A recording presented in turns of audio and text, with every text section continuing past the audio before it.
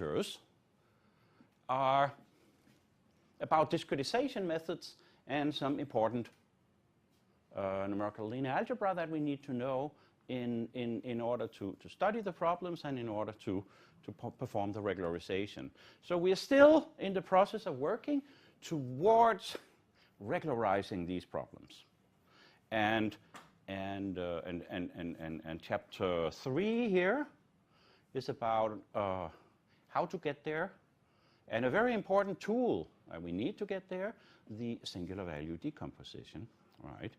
So, because of course the problems that we want to solve originate typically from continuous formulations, very often integral equations of the first kind. But when we want to solve them on a computer and when we want to deal with measurements, with data, then of course we need to discretize the problem and put it on the computer. So we're going to talk about that. I'm going to talk about two different approaches to turn such an integral equation into a linear system of equations. A lot more can be said about this. I'm only like scratching the surface here, but at least to give you an idea. So I'll talk about quadrature methods and I'll talk about expansion methods to give you an idea what's behind these methods here. And then of course there are other methods around as well. And I should say that the test problems included in regularization tools, some of them are discretized by a quadrature method and some of them by an expansion method. So it's good to know both. Right. Okay. Okay. So the basic idea behind the quadrature method, well, of course, what you do when you compute things numerically is that you don't really compute a function, because how can you compute a function? But you can compute approximations to that function on the computer. So the question is, what kind of approximations is it that you compute? In the quadrature method, you compute some numbers, and those numbers are approximations to the solution at certain values of the independent variable. Right. So the independent variable is t, and at selected abscisses, t1, t2, and so on, you compute a number which is an approximation to the true solution at that abscissa. All right. In expansion methods, so here you just compute a vector. Here you compute a vector of numbers which somehow represent function values. In the expansion method, of course, you also compute some numbers, but now these numbers are not function values. They are coefficients in an expansion, right? Hence the name expansion methods. So you choose basis functions that you think can represent in a good way your solution, right? If you have prior knowledge about the solution, maybe it's periodic, then you can choose basis functions that reflect that. For periodic problems, you might want to choose sines and cosines right there. And then what you compute on the computer is the expansion coefficients in that basis.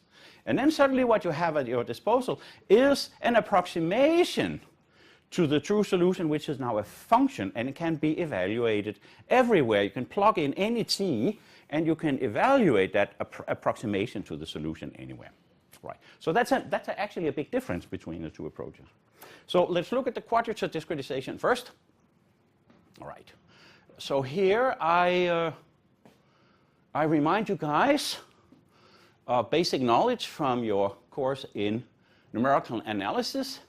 If we want to numerically evaluate or approximate an integral, say, of the function phi from 0 to 1, so that's a number, of course, then we can write that as a sum, a finite sum, of evaluations of the function at certain t values, multiplied with certain weights, and different quadrature methods give rise to different weights that you plug in there.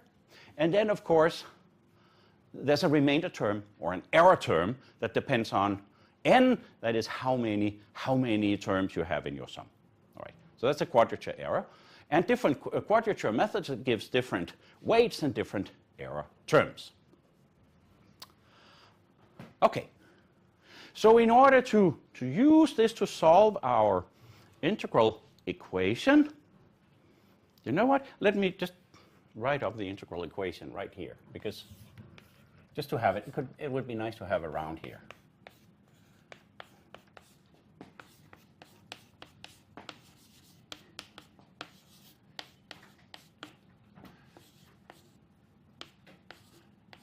Right, so that's kind of our generic integral equation right there. So we definitely see an integral there. So let's just, roll this quadrature rule over that function there. All right. So right. So of course, because we have something here,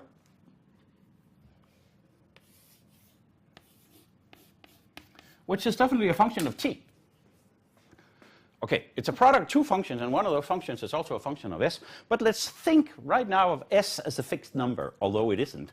Let's think of it as a fixed number, and then of course all this thing here is a function of t. You could call that phi of t. And you can plug in that rule here. You end up with this. And what you get out of that is, of course, a new function that's a function of s, right? Because s is still in there, right? We didn't integrate that one out. And to apply that quadrature rule, what you do is every time up here in the quadrature rule expansion, you see phi, you really should plug in k times f. And whenever you see a t, you plug in the specific abscissas tj. Right? Then you end up with that. And of course, there's still an error term, and that error term is, of course, a function of s. Right. Right. So psi of s is now somehow an approximation to what's on the left side of the integral equation. And of course, what we got to do is require somehow that function on the left-hand side should equal or approximate the right-hand side, what is on the right side of the integral there. And what you do here is that you apply what's called collocation. Let's say, okay, I want those two functions to be identical in selected points. Right. And here I choose n points, s1, s2, up till sn. Right. So I have to, again, there's some degree of freedom in here. We could choose the tj points, and now we have to choose the si points. And in fact, we could have different numbers of points. I choose n points in both cases because then I end up with a square system of equations. Just to make things easier here. So that will be actually our requirements, those collocation equations right there. And but remember, if we back up, but there's also an error term or function there that depends on s. Hopefully that is small. And so we just neglect it, right? Because that's what you typically do when you do numerical approximations and discretizations. You throw away small terms. So that means that when you throw that away and insist on equality in the collocation, then suddenly you're not computing values of your function f anymore. These will be values of some other function f tilde that is an approximation, of course, to the true solution. That's because we threw away that error term there. Anyway, so those are actually the equations we need to solve. Now you can see this is the bottom equation. There is actually a system of linear equations. Of course, there are n equations, and there are n unknowns, and the n unknowns, they are f1 tilde, f2 tilde, and so on. All right? And everything else there is known. We know the weights because we have chosen a quadrature rule. We know k of Si Tj, because those are the points that we selected, and then we have the sample values of the right-hand side. In fact, those values there, G, S sub I, are typically the measured quantities. Okay, from it. Those are our data. We could have chosen more points, more collocation points than we have arrived at an overdetermined system, and then we would typically solve that in a least square sense. So anyway, so if you take that equation from the previous slide and write it out, you'll realize that that really is a linear system of equations. So there's your coefficient matrix consisting of the weights and sampled values of the kernel. The right-hand side are the values of the right-hand side functions, and then the unknown is a vector of the function values, approximate function values there. Okay, and you know, mathematicians are lazy people, so no one wants to write out that humongous system of equations every time. So we just write ax equals b. A then is just a shorthand for that matrix there. B is a shorthand for that right-hand side vector there, and x is a shorthand for those approximate function values that we see there. Right? Okay.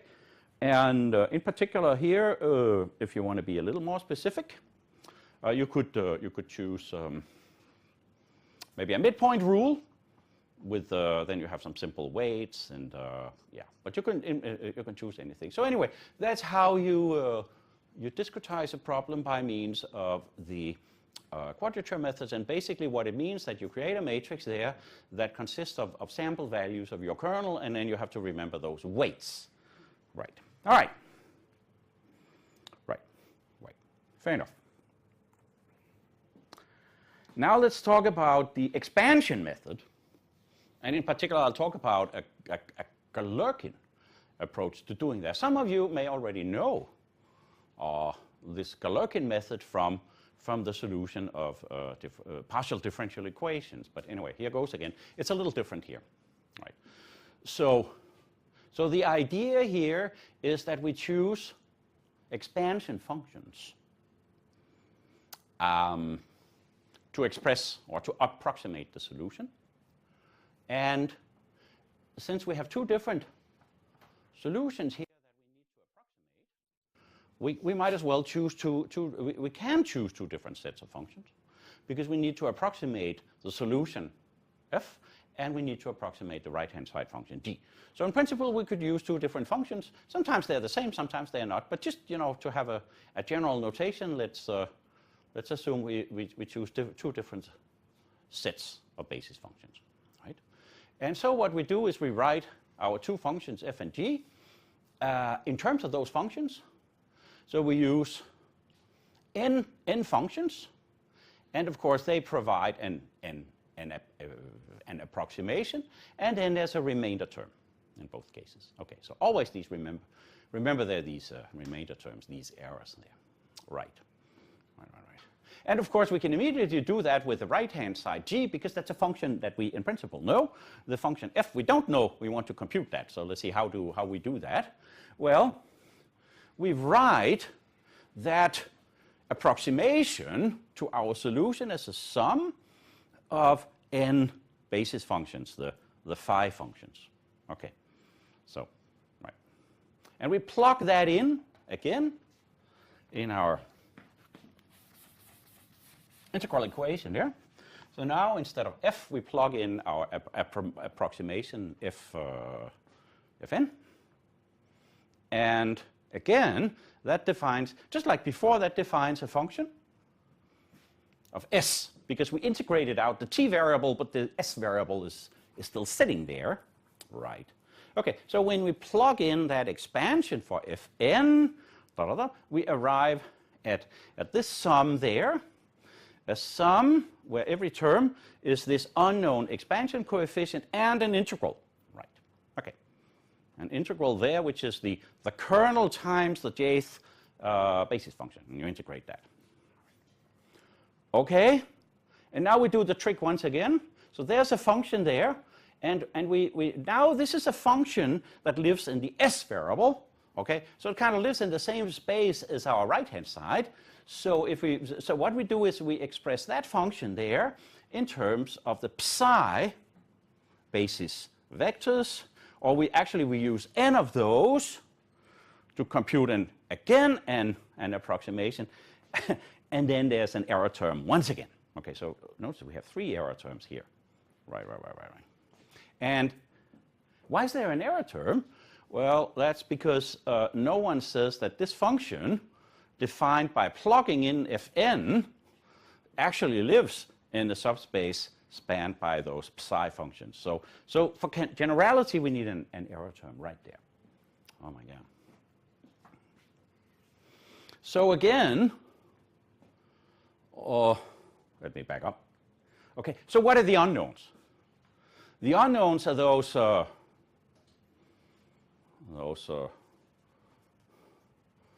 those expansion functions there. I forgot the Greek, the name for that Greek character. Do any of you guys remember that? Is it a xi? No, I think it's a xi. This guy there, the curly guy. Those are our unknowns. That's the ones we want to compute. And there are n of those. All right. So what we're going to do now is let's require that this n-term expansion of theta there is equal to the n-term expansion for the right-hand side. Oh my God. All right. So let's see. What are we doing? We are, in fact, saying, okay, this is our right-hand side, and there we have an approximation in terms of these basis functions, and we have an error term. And we have this guy here, which is, if there were no approximation errors, then this term here should, of course, be equal to that term there. But we see that, again, is something that we can write in terms of the n basis vectors over here, plus an error term. Well, so anyway, this guy here and this guy here, they live in the same n-dimensional subspace because they're spanned by the same basis vectors. So we neglect this error term here, we neglect this error term here, and then we require that this function there is equal to that function because that can hold, because they live in the same subspace. So that's what we're doing. That's what I say here. So how do we arrive at a system of equations then? Well, this is equivalent to requiring that actually the residual should be orthogonal to the span of those psi basis functions for the right-hand side. Yeah. So you end up with this requirement. Yeah. Right. And then you plug that in, right? And you end up with a linear system of equations. I'm skipping, I really am skipping details here. So if you want to see all the machinery behind this, check the book. But anyway, we do end up again with a linear system of equations, but it's more evolved here. It's more complicated. And it looks like this. For example, the right-hand side here are integrals of the basis vectors and the right-hand side. So in fact, those are, if this was an orthonormal basis, these would be inner products of psi and s. And the matrix elements are double integrals, where we multiply with the two basis functions psi and phi, and we do these double integrals and evaluate them. So you can see it's more involved to set up this linear system of equations. Anyway, so you solve that, and then the elements of your x vector are really those expansion coefficients for the approximation to the function that we're looking after. So you see, it's more involved here. It's more complicated. The Is there anything good about this? Is this so complicated? Well, the thing is that the advantage here is that then what you compute is an approximate function. It's not just a set of values at certain abscisses. You compute here something that's actually a function, and it can be evaluated everywhere in the interval where you have defined the solution. So there's a major difference here, actually. And if you want really accurate solutions, there's a theory that tells us that this can be more accurate. Okay, right. The disadvantage is, of course, it does get more complicated. You have to evaluate these guys here. Sometimes you can do this analytically, and then it's no big deal. Right. So that's basically the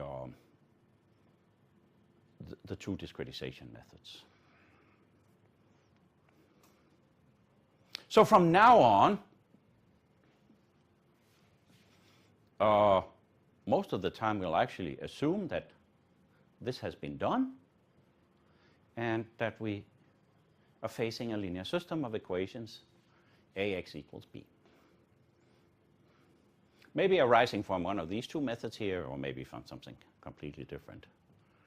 So we will focus on AX equals B, but we will later, in Chapter 3, make connections between stuff that we can compute from the linear system of equations to stuff that's associated with the underlying integral equations, such as the singular value expansion that we talked about last week. Okay, right. So let's continue a little bit more. Last week, when we talked about Chapter 2,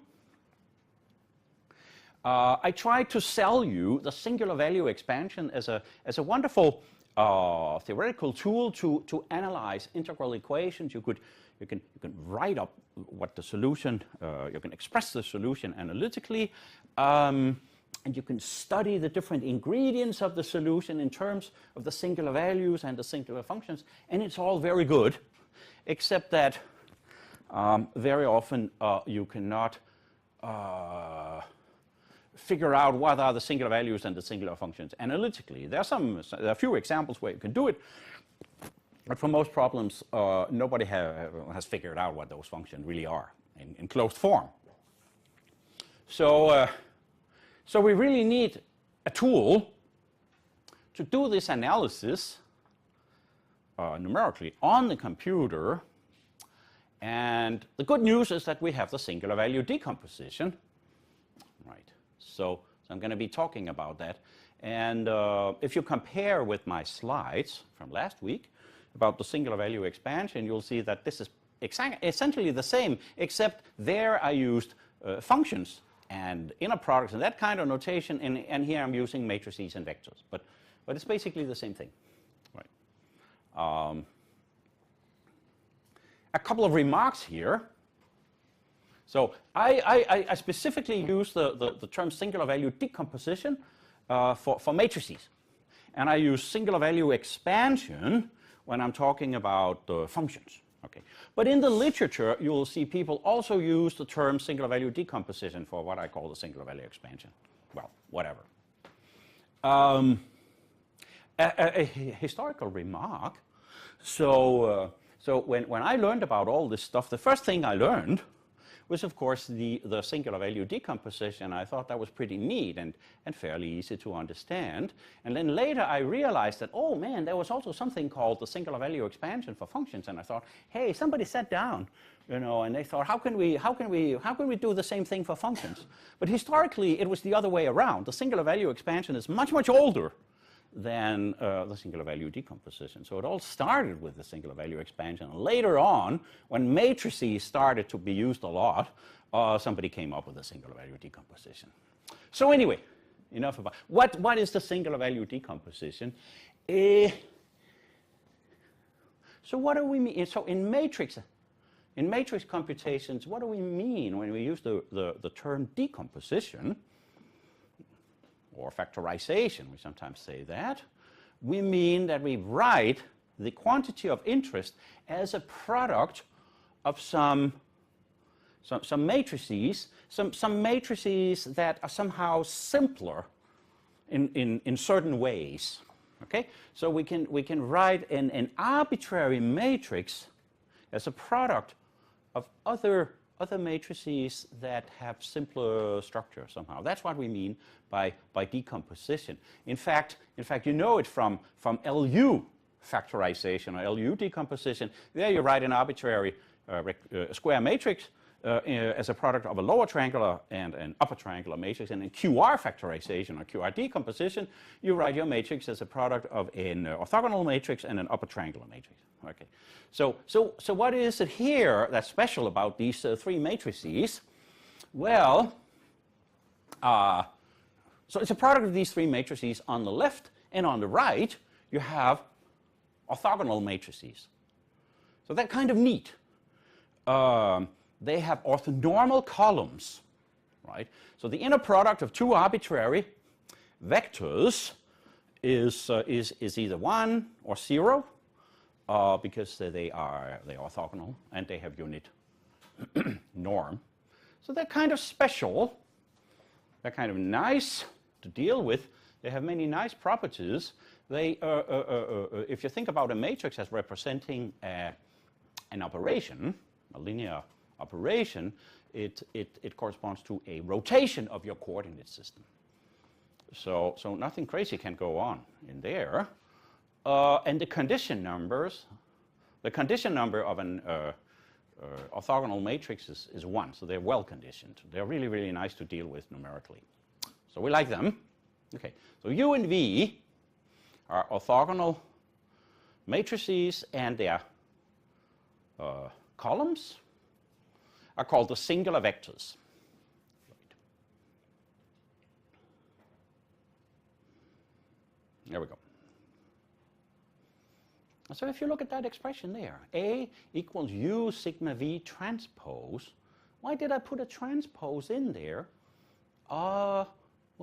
Well, the transpose of an orthogonal matrix is still an orthogonal matrix, so it's all right from that point of view. But why is it that I insist I want a transpose there? It kind of may look a little strange there. That's because if we write it like this, then it's the columns of V that play an important role. And we like, in my notation and typically in numerical linear algebra, we always like to work with columns of something. If we hadn't put a transpose up there, we'd sometimes have to work with columns of U and rows of V. We don't want that. That's too confusing. Everything should be columns of something, so that's why we put the transpose there. All right? And, okay, what else? In the middle is another matrix called sigma. That's a very special matrix there because it's a diagonal matrix. And the diagonal elements are called the singular values. And they are ordered in non-increasing sequence there. They're all positive, non-negative, right?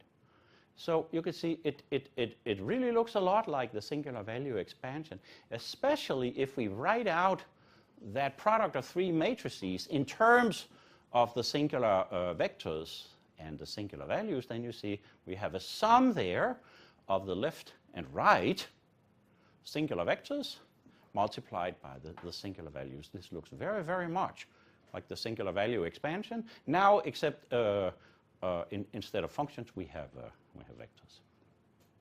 Right. So it's all very nice. And so orthogonal matrices and a diagonal matrix in the middle. That's kind of nice. In fact, it tells us that an arbitrary linear mapping represented by the matrix A can be represented by a rotation of your coordinate system by the V, orthogonal V matrix, then a multiplication by a diagonal matrix. That means you do scaling along each of the coordinate axes in that new coordinate system, and finally you do another rotation to end up somewhere else. So geometrically, that's what this means. It's very nice. And of course, we'll see that we can do analysis here by means of the singular value decomposition that is equivalent to the singular value expansion analysis. A few more remarks here related to the singular value decomposition. Hey, the two norm of a matrix. All right. So when we defined that in the basic numerical analysis course, I think it got a little complicated there, because in the basic course we don't have the singular value decomposition. So we said, we have to, when you want the 2 norm of a matrix, if you really insist on computing it, you have to form A transpose A and compute the eigenvalues, and then you take the largest of that, and then you take the square root of that. And now here is a very nice expression for the 2 norm. It's just the largest singular value. Okay, so that's kind of neat, isn't it? Yeah. And then, of course, you also have a simple expression for the 2 norm of the inverse, if the inverse exists, and it's 1 over the smallest singular value there. So there you have a very nice simple expression for the condition number of A. It's the ratio between the largest and the smallest singular value. Now that's a very important relation there about the condition number of A. It's the ratio between the largest and the smallest singular value. And already here you can see, maybe there's some trouble ahead here, right? Because remember from the singular value expansion, there we could prove that the singular values would decay. They had to decay at a certain rate. And maybe the same is true here for the singular value decomposition. So if that's true, if we have fast decaying singular values, then there's the risk that this condition number here might be actually a large number, and sure enough it is. So anyway. So software for computing the singular value decomposition is part of many software packages. And here's just a partial list of packages. And then there's also software for sparse matrices. For example, in MATLAB, if you want to compute selected singular values and singular vectors of a sparse matrix, you can use SVD. There's a lot of other good software that is not mentioned on this slide here. It's just to give you a flavor that over the years people have made sure that software for the singular value decomposition is available. And if you guys think about buying a software package and they don't provide software for computing the singular value decomposition, say don't buy that, don't buy the software, look for something else. It should be there.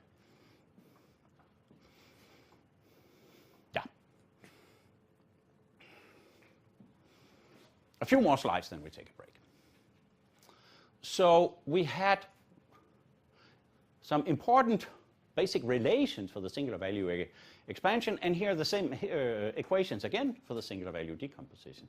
Right. So for example, if you plug in the ith right singular vector vi, you multiply A times vi, that is equal to sigma I times ui. So the ith right singular vector is mapped onto the left singular vector ui, and then there's this multiplication factor there, sigma I, that controls this. Okay, and the norm of A times vi, the 2 norm, that is just sigma I, and that's because ui, of course, has 2 norm 1. Right. So that's how that explains the mapping between the v vectors and the u vectors. And the other way around, from u to v, is something that is invoked when you multiply with the inverse, again, if the inverse exists. If you apply that to ui, first misprint there, you get sigma 1 over sigma I times vi. All right, so, man, sorry about that. This is a v. That's a v. Damn. And what we can do here is that we can write out an expression for the solution. Again, assuming A inverse exists, we can write out now a closed form expression for the solution in terms of the singular value decomposition. So again, the reason we do this is to get insight. We know that to solve a linear system of equations, we should use like an LU factorization or a Cholesky factorization if our matrix is SVD. But anyway, we can do it in terms of the singular value decomposition to get insight. The most important reason for doing this is really that we want to look inside the problem and we want to see what's going on. Computing the the singular value decomposition, for example, by this software here is a lot more expensive than computing an LU factorization, I tell you. So it's something we do to get insight into the problem. Okay. So let's see. The U vectors and the V vectors are orthonormal. So again, they form an orthonormal basis. So we can easily express x is our unknown, in terms of the V vectors, right?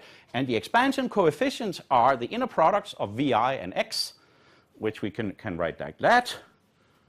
So it's all good, except, of course, we don't know x. But here's your expression. Okay, if we knew x, we would do that. We can do the same thing for the right-hand side. A times x, we plug that in here. And using that basic equation there on the top, we see that A times x is now an expansion in terms of the U vectors, and those expansion coefficients for x times the singular values. So there you see again those amplification factors, the singular values, they arise there. We could also use brute force and do the same for the right-hand side. B expresses that in terms of the U vectors. We end up with that expression there. And then, of course, we insist that AX should be equal to B. Right? So we say, okay, so that expansion there has to be equal to that expansion. Right? Fair enough. Remember, the U functions are an orthonormal basis, so there's a unique expansion of a given vector in terms of that basis. So what that means is that those coefficients sitting there must be equal to the coefficients sitting over there. The coefficient to ui here must be equal to the coefficient ui sitting over there. Right? So sigma I times vi transpose x must be equal to ui transpose b. Right? And then you can divide by sigma I, then you have an expression for this expansion coefficient here for the solution. You plug that in, and sure enough, there's your expression for the solution. Isn't that nice? Isn't that nice? Right. Oh, there we have it. There we have it. And now we should take a look at singular values and singular vectors for a few selected problems, but let's take a break here. Let's take 10 minutes right here.